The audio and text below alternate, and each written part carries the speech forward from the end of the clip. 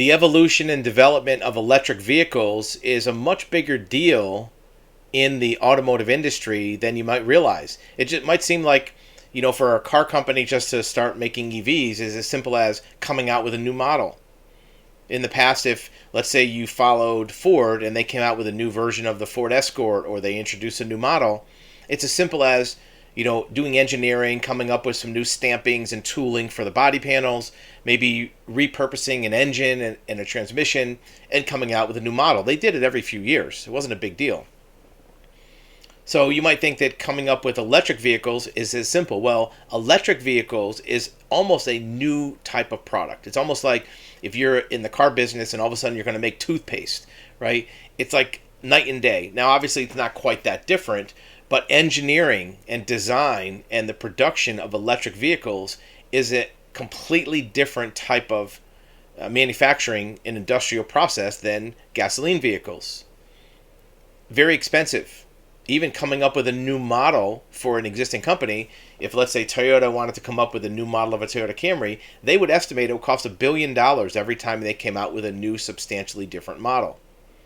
So electric vehicles are going to be very expensive. How are the car companies paying for all that? How are they financing the transition? Well, here's one way they're doing it. They're laying people off.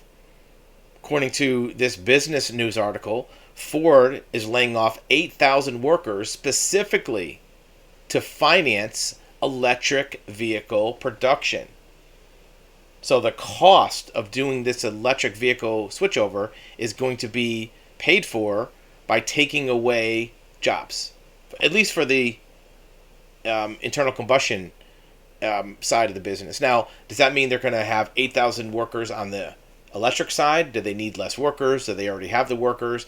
Is there a more efficient manufacturing that doesn't need as many people? That's all unknown. But the wording of this article is very clear.